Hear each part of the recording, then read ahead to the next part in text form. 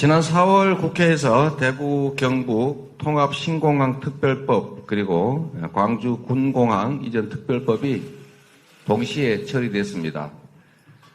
지역 상생과 연대 국토균형 발전을 이끌어낼 매우 소중한 씨앗이 뿌려진 것입니다.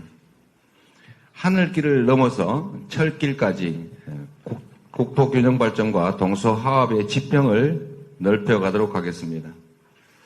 달빛 내륙철도의 속도감 있는 추진도 함께 지원하겠습니다.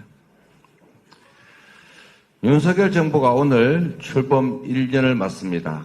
하지만 축하보다 고언과 비판을 앞설 수밖에 없는 현실이 매우 아쉽습니다. 지난 1년간 정부는 국민의 생명과 안전을 지키고 더 나은 삶을 만들어야 한다는 국가의 존재 이유를 다시 한번 생각하게 만들었습니다.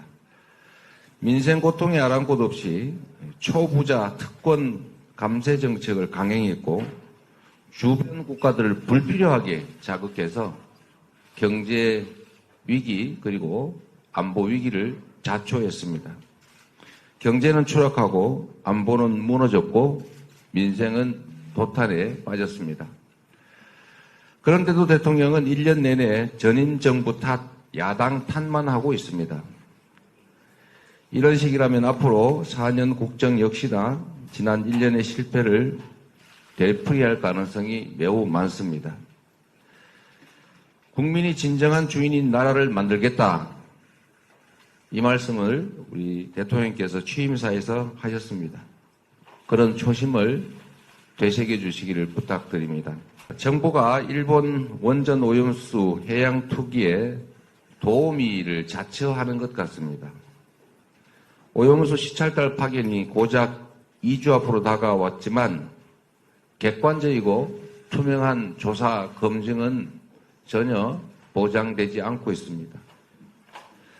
이대로라면 시찰단은 일본 측이 보여주고 싶은 것만 보고 오는 수박겉 핥기 견학단으로 전락할 가능성이 많습니다. 원전 오염수 방출에 면죄부만 주는 일본의 홍보대사 또는 도쿄 전력의 도우미가 되지 않을까 참으로 걱정됩니다. 국민의 생명과 안전에 타협은 있을 수가 없습니다. 실질적이고 확실한 조사 검증권이 없는 허울뿐인 시찰단 파견 전면 재검토해야 합니다. 안전성이 100% 확실하게 입증될 때까지 오염수 투기를 국가의 명운을 걸고 반드시 막아야 합니다. 말에 10대 추락 환자가 구급차에 실려서 대구 시내병원 4곳을 옮겨 다니다가 끝내 숨진 사고가 있었습니다. 충격을 준 사건입니다. 병원이 한 환자를 거부해서 일어난 사건이죠. 의료는 국민의 기본권입니다. 공공의료 서비스를 확대해야 합니다. 제2대구의료원도 그 가운데 하나라고 알고 있습니다. 우리 당이 대구 시민이 더 안심할 수 있는 그런 사회를 만들도록, 더 안전한 사회를 만들도록 제2대구의료원 건립을 살피겠다는 말씀을 드립니다.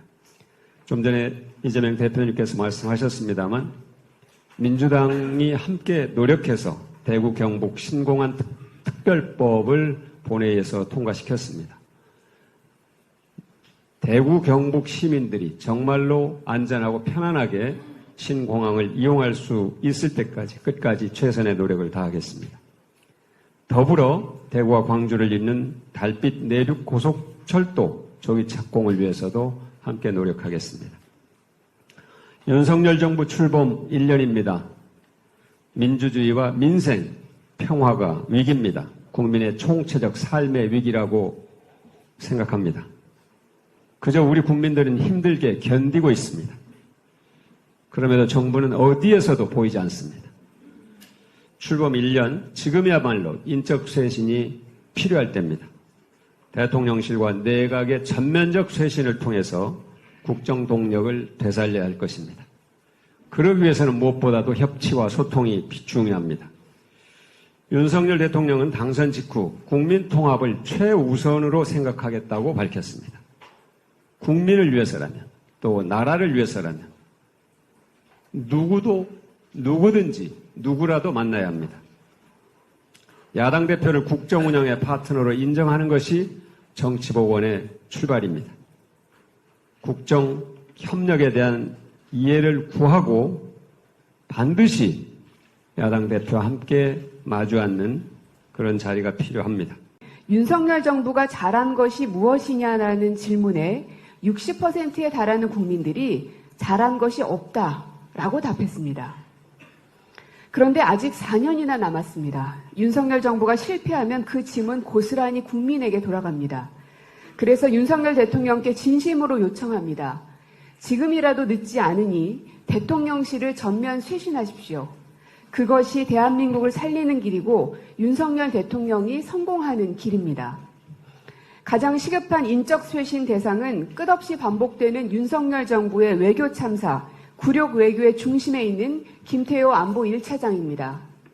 미국 IRA에 따른 우리 전기차 보조금 지급 대상 제외, 일본의 면제 부만준 강제징용 해법, 국가안보실 도청, 김태호 차장은 벌써 책임을 물어 경질했어야 할 인물입니다.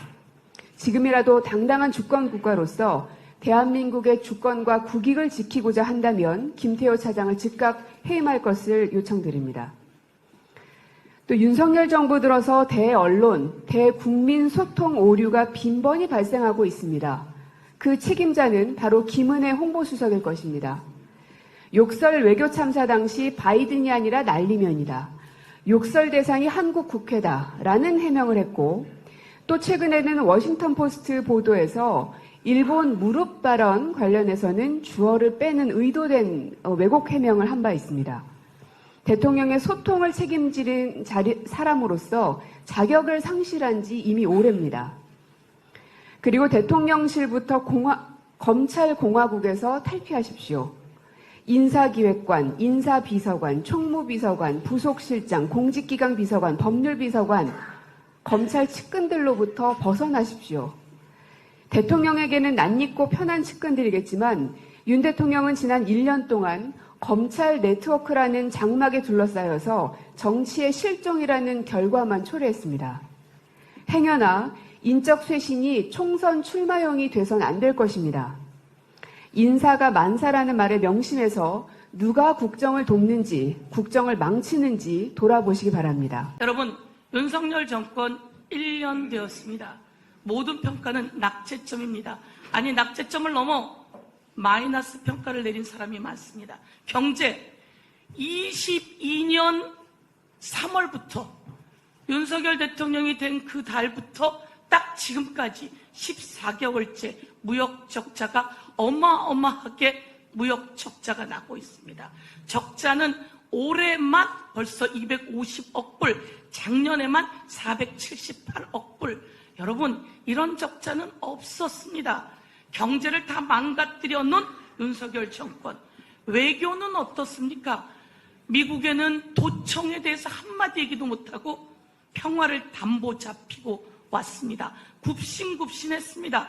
일본에게는 굴종적인 외교를 통해서 역사를 팔아넘겼고 이제 독도까지 팔아넘길 기세에다가 후쿠시마 오염수 방류 현장을 시찰하러 보낸다는 겁니다. 이런 굴종이 또 어디 있습니까? 역사를 팔아넘긴 일본에 굴종하는 그 모습을 보며 대구, 경북에 우리 국민들도 마음이 돌아선 거다. 이렇게 말씀드리겠습니다. 모든 분야에서 낙제점인데 한 가지만 더 말씀드리겠습니다. 국민 정서입니다. 왜 싫어요? 라고 물었더니 MZ세대들이 이렇게 이야기했다고 합니다. 다리 쩍 벌린 거 싫어요. 그리고 반말하는 거 싫어요. 그리고 도리도리도 싫어요. 그리고 술꾼의 이미지도 싫어요. 라고 했다는 겁니다. 정서상으로도 경제, 외교, 정서, 한반도 평화, 협치, 안전, 공정 모두에서 윤석열 정권 1년 낙제 아니